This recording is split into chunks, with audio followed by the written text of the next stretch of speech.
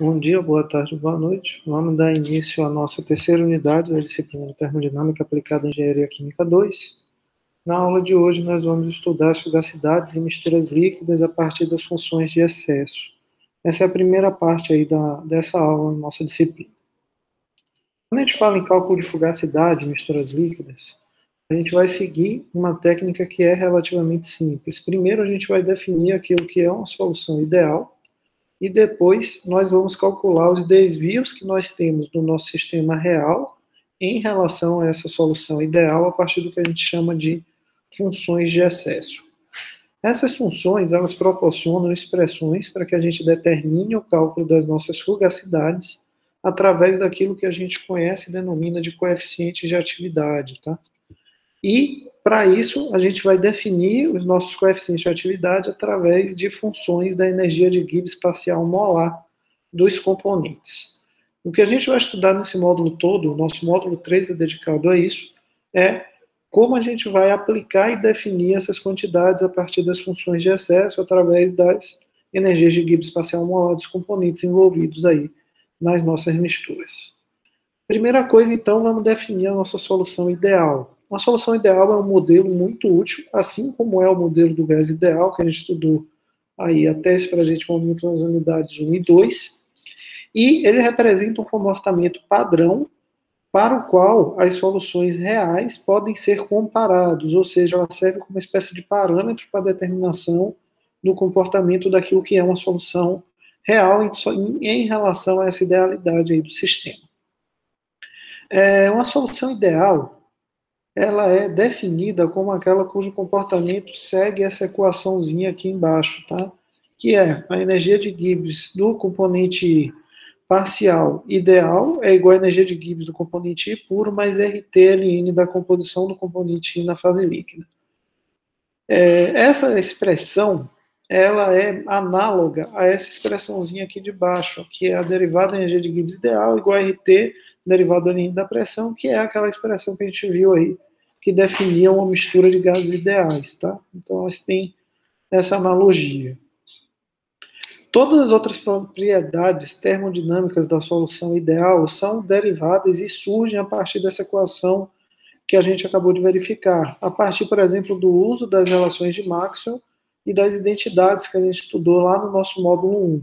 Por exemplo, a entropia ideal é definida como menos a derivada da energia de Gibbs do componente I na mistura em relação à temperatura, mantendo pressão e composição constante, e isso aqui vai ser igual a derivada da energia de Gibbs do componente I em relação à temperatura e pressão constante, menos RNN da composição do componente I na fase líquida. Ou ainda podemos definir que SI ideal vai ser igual a SI menos RNN de XI. A gente pode fazer essas derivações para as expressões aqui da entalpia do componente I ideal, para o volume do componente I ideal e por aí vai. Essas equações, elas dizem para a gente que a entalpia e os volumes parciais molares dos componentes I na mistura são iguais à entalpia e o volume molar do componente I puro na mesma condição de temperatura e pressão.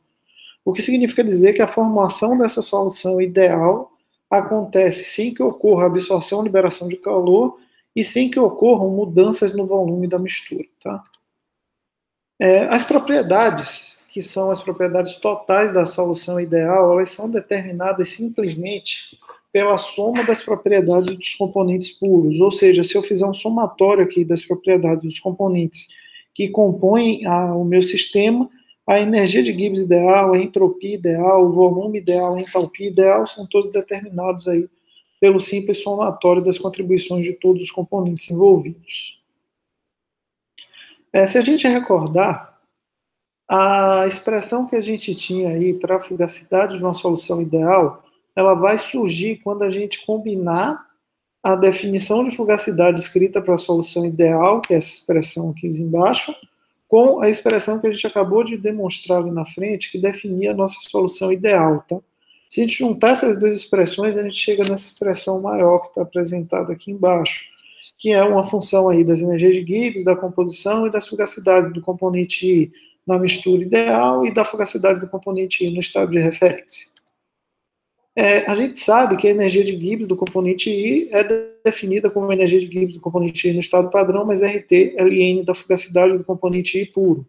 Logo, a gente consegue derivar essa expressãozinha aqui embaixo ou simplesmente definir que a fugacidade do componente I na mistura ideal é xi vezes a fugacidade do componente I puro. E essa aqui é o que a gente conhece como a regra de fases de Lewis e Randall, que já foi mencionada antes, a gente já falou sobre ela na unidade 1. E essa equação ela demonstra para a gente que a fugacidade do componente I puro em uma solução ideal é proporcional à sua concentração. E a constante de proporcionalidade dessa variação é a fugacidade do componente I puro na mesma temperatura e pressão da nossa solução. Quando a gente ainda fala de mistura ideal, a gente tem que ter em mente que quando eu juntar dois fluidos reais, eu não vou ter uma solução ideal. A gente tem, muitas vezes, comportamentos próximos da idealidade, tá? Essa proximidade acontece quando a gente mistura, por exemplo, dois líquidos que têm natureza química e tamanho molecular semelhantes. Aí a gente vai ter um comportamento próximo à idealidade, mas ainda não vamos ter o comportamento ideal. Os termos que a gente vai usar para corrigir essas diferenças em relação à idealidade é o que a gente chama de função de excesso. Então, função de excesso é definida como propriedades termodinâmicas das soluções que vão exceder aquelas propriedades da nossa solução ideal, estando, claro, nas mesmas condições de pressão, temperatura e composição. Para a nossa solução ideal, a gente tem que ter em mente que a gente não tem excesso, tá? Todas as propriedades de excesso são equivalentes a zero. Mas, na solução real, essa energia de Gibbs de excesso vai sempre existir. Então, se eu escrever a minha energia de Gibbs de excesso, por exemplo, para uma mistura real, a energia de Gibbs de excesso ela vai ser definida como a energia de Gibbs da solução real, na condição de temperatura, pressão e composição que ela está, menos a energia de Gibbs da solução ideal, na condição de temperatura, pressão e composição que ela se encontra. A gente pode estender essa definição que está aqui apresentada para a energia de Gibbs para as demais propriedades termodinâmicas, como o volume de excesso, a entalpia de excesso, a energia interna de excesso, a entropia de excesso, a energia de Helmholtz de excesso e assim sucessivamente. As relações de excesso, elas também são válidas aí para as definições das propriedades totais. Logo, eu posso escrever, por exemplo, que a entalpia de excesso é igual à energia interna de excesso, mais a pressão vezes o volume de excesso, por exemplo. Essas expressões também podem ser envolvidas para a energia de Gibbs, a energia de Helmholtz e assim sucessivamente. Outra coisa importante é que as derivadas das principais funções extensivas de excesso são análogas às das funções totais. Então, a derivada da energia de Gibbs de excesso em relação à pressão, temperatura e composição constante é igual ao volume de excesso. A derivada da energia de Gibbs de excesso com o volume, a pressão e composição constante é igual a menos a entropia de excesso, e assim sucessivamente. Outro detalhe importante é que as funções de excesso elas podem ser sempre positivas ou negativas, representando aí desvios positivos ou negativos em relação ao comportamento da nossa solução ideal.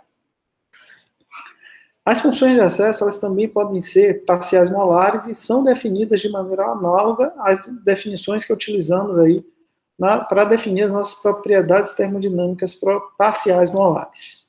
Se, por exemplo, considerarmos uma propriedade M, que é uma propriedade extensiva, MI, e que M é a parcial molar de I, a gente pode definir que MI é igual à derivada parcial de M em relação ao número de mols do componente I, mantendo pressão, temperatura e número de mols de J constante. A gente já usou essa definição antes, que é o teorema da reciprocidade de Euler, e a gente sabe que M vai ser o somatório I de MI em I. Da mesma maneira, a gente pode definir como verdade a expressão 1 e a expressão 2 aqui apresentadas, tá? Que, para a nossa termodinâmica de equilíbrio de fases, a função de excesso parcial molar mais útil vai ser sempre a energia de Gibbs de excesso. A gente quase sempre vai usar essa aqui como propriedade de excesso na maioria dos problemas que a gente vai resolver. Por que isso? Porque ela está diretamente ligada ao coeficiente de atividade. A entropia e a entalpia parciais molares, elas estão relacionadas às derivadas do coeficiente de atividade aí com a temperatura e a pressão, respectivamente, mas a gente não tem uma relação tão direta como a gente tem aí para a energia de Gibbs. Outra definição importante quando a gente fala nesses teoremas é a definição do que é atividade e do que é coeficiente de atividade.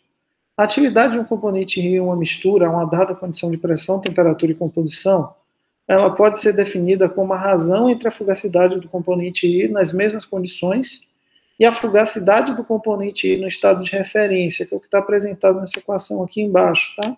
A atividade, uma condição de temperatura, pressão e composição, é a fugacidade do componente I na mistura, a temperatura, pressão e composição, que a gente está utilizando no nosso sistema, dividido pela fugacidade do componente I na temperatura do sistema, na pressão e na composição do estado de referência. Lembrando que essas condições de estado de referência elas são arbitrárias, mas são especificadas, ou seja, a gente precisa conhecê-las previamente. O coeficiente de atividade ele vai aparecer quando a gente integrar essa relação aqui, tá? Se a gente integrar isso aqui para uma solução real, a gente vai ter que a energia de Gibbs do componente I na mistura menos a energia de Gibbs do componente I puro é igual a RT ln da fugacidade do componente I na mistura dividido pela fugacidade do componente I puro. Se a gente adicionar e subtrair a essa equação o termo RT ln de xi do lado direito da nossa equação, a gente chega nessa expressão que vocês estão vendo aqui, e essa razão de fugacidade do componente I dividido por xi, fugacidade do componente I puro, é a definição do coeficiente de atividade, tá? O coeficiente de atividade é definido como esse termo aí. Então, se a gente considerar que o nosso estado de referência é o nosso componente puro, a gente consegue escrever para a nossa solução ideal essa expressão aqui. Essa expressão pode ser simplificada na expressão apresentada abaixo, e se a gente consegue ainda subtrair dessa expressão esse termo, chegando a essa expressão que vocês estão vendo aqui embaixo, mais longa. Fazendo todo esse procedimento de soma e subtração, a gente consegue chegar nessa definição, tá? Ela é chegada nela como? Eliminando o termo de RT ln de xi. Com isso, a gente chega aqui, energia de Gibbs do componente I na mistura menos energia de Gibbs do componente I puro é igual a RT ln do coeficiente de atividade do componente I, ou simplesmente que esse termo aqui a gente já acabou de ver ele é a definição da energia de Gibbs de excesso, e a gente consegue escrever que a energia de Gibbs do componente I de excesso na mistura é igual a derivada de N, energia de Gibbs de excesso, em relação a NI, mantendo temperatura, pressão e NJ constantes, e isso é igual a RT ln do coeficiente de atividade do componente I, que é a principal expressão, a expressão mais geral, a expressão que a gente vai usar para a obtenção aí dos coeficientes de atividade dos componentes I nas misturas que a gente vai estudar. Com isso, a gente finaliza o conteúdo aqui dessa parte 1 da unidade 3, do módulo 3 da disciplina de termodinâmica aplicada. A gente se encontra aí na parte 2 dessa aula. Até mais.